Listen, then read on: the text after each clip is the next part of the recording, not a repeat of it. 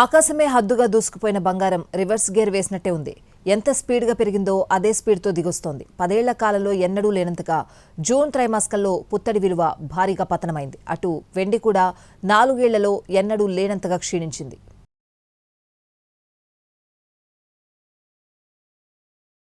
10 రోజులుగా బులియన్ మార్కెట్లో బంగారం వెండి ధరలు భారీగా పతనమవుతున్నాయి. వరుసగా రికార్డు స్థాయిలను తాకిన పసిడి వెండి ధరలు ఒక్కసారిగా కిందకి దిగిరావడం కొనుగోలుదారులకు పండగలా మారింది. జూన్ నెల ప్రారంభంలో గరిష్ట స్థాయిలో ఉన్న బంగారం వెండి ధరలు గత 10 రోజుల్లో భారీగా క్షీణించాయి. జూన్ మధ్య నాటికి 24 క్యారెట్ల బంగారం ధర 10 గ్రాములకు 1,50,000 మార్కు పైనే ఉండగా 10 రోజుల్లో దాదాపు 6% నుంచి 10% వరకు తగ్గింది. ప్రస్తుతం 24 క్యారెట్ల బంగారం ధర 1,40,000 పరిధికొచ్చింది. 22 క్యారెట్లు అయితే తులం 1,28,000కు దిగొచ్చింది. అంటే 10 రోజుల్లో తులం బంగారం ఏకంగా 11,240 తగ్గింది. వెండి ధరల్లోనూ భారీ పతనం కనిపించింది. కేజీ వెండి ధర జూన్ ప్రారంభంలో దాదాపు 2,63,000కు పైగా ఉండగా 10 రోజుల్లో ఏకంగా 45,000 రూపాయలు తగ్గింది.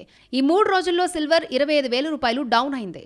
బంగారం వెండి ధరలు ఇంతగా పతనం కావడానికి కారణం గ్లోబల్ మార్కెట్ పరిణామాలే. పశ్చిమాసియాలో నెలకొన్న ఉద్రిక్తతలు తగ్గుముఖం పట్టాయి. అమెరికా, ఇరాన్ మధ్య కుదిరిన తాత్కాలిక శాంతి ఒప్పందం వల్ల అంతర్జాతీయంగా ముడి చమురు సరఫరా మెరుగైంది. ఇది సురక్షిత పెట్టుబడిగా ఉన్న బంగారంపై ఒత్తిడిని పెంచింది. అమెరికా సెంట్రల్ బ్యాంక్ వడ్డీ రేట్లను ఇప్పుడే తగ్గించే సంకేతాలు ఇవ్వకపోగా భవిష్యత్తులో పెంచే అవకాశం ఉందనే సంకేతాలు ఇచ్చింది.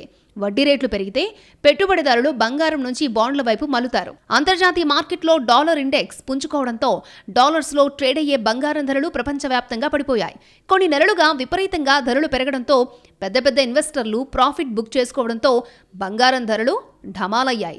రాబోయే రోజుల్లో ఆభరణాలు కొనాలి అనుకునే వారికి ఈ ధరల తగ్గుదల మంచి అవకాశం అంటున్నారు నిపుణులు.